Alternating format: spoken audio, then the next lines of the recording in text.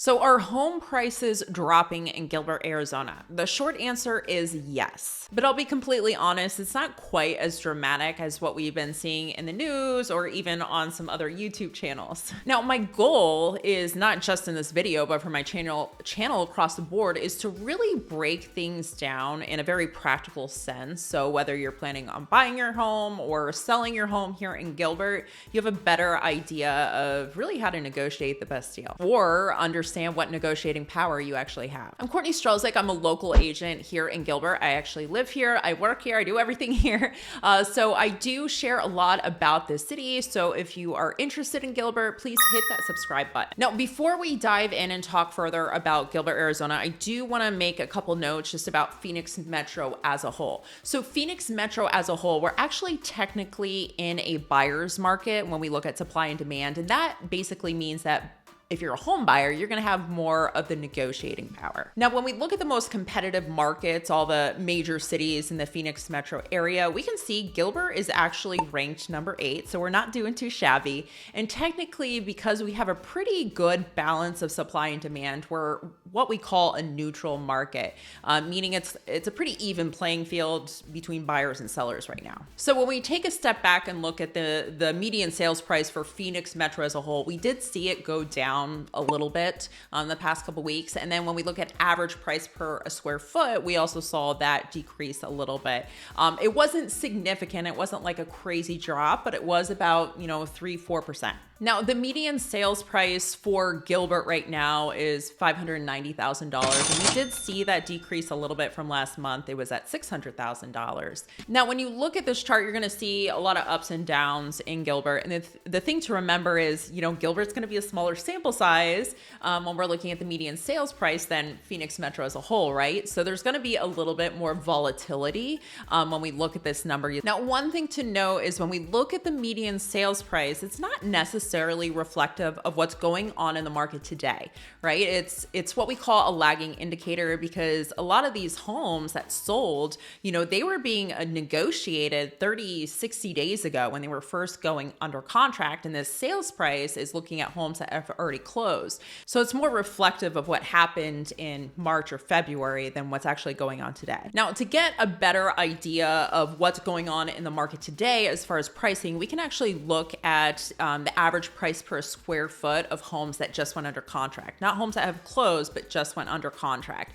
And we actually did see the average price per square foot. It was 308 and it did decrease to 300. So we did see a little bit of a drop. Now, I did have a pretty interesting conversation with a client this week and they were, looking at the MLS and Zillow and they were like, oh my gosh, our home price is going down. And I shared the same notes that I shared with you. And they were like, wow, I'm like seeing all these homes that are having like $50,000, $100,000 price reductions.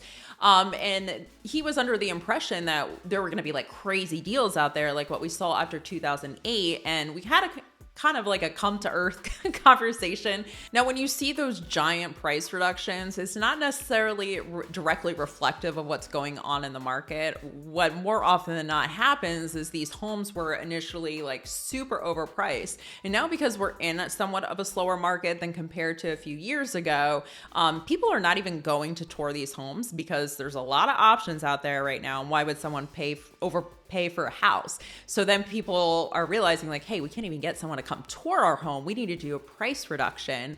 And so that's more of what's going on if you see these giant price reductions on Zillow. It's not because the market's crashing. I heard an agent say this before, but pricing is like water. Eventually, everything levels out. And that's exactly what happens when you overprice a home. Eventually, if you want to sell it, you're going to have to do price reductions just to get people in through the door. So a couple of considerations if you're buying a home, and then we'll talk about selling a home. But right now in Gilbert, this is one of the best times to be a buyer as far as negotiating power.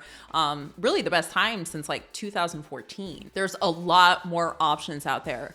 for buyers. But this is the thing to consider. If a house is in Gilbert, if it's in a great location, it's move-in ready, it's fully updated, has a pool, that's definitely another perk, and is priced well, those homes are still going really quickly. Two of my listings actually this past month had multiple offers because it was move-in ready and it was priced appropriately. Now, if you're really looking for a deal and you love a deal like myself, really where the deals are right now are the homes that are a little bit, outdated.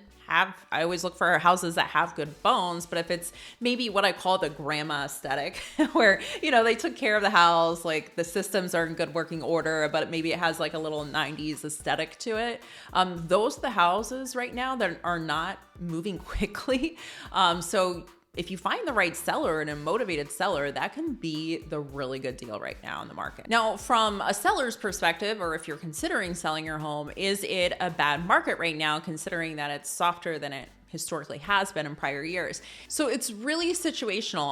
I actually had one client, we went over and looked at her house. She wanted to sell, but she actually bought at the peak of the market in 22. She didn't have a significant amount of equity in the home, but this was the catch. Her interest rate was so low and her monthly payment was so much lower. So we decided it really didn't make sense for her to sell her home at this time. It made more sense to turn it into a rental, because then she'd have a little bit of cash flow and then she was just gonna hold on to that property and then purchase another one. But then on the other side, I had a client, he bought this house, he fixed it up, he renovated it. He had forced so much equity into the house that he was gonna have a pretty good return. So it made perfect sense for him to sell. So it really just comes down to your personal scenario. I mean, there's multiple ways to skin a cat. So if you're curious, what strategy would work best for your house, I'd be more than happy to chat with you. It is very possible that you could get multiple offers on your home, but I will say something that's really important right now is to make sure that your home is really clean and as close to move-in ready as possible. As annoying as it is, you can have a pretty good return if you put in some effort to do a really deep clean, maybe spruce up landscaping, painting, flooring, it depends on the house for sure. And if you don't have the cash up front to make those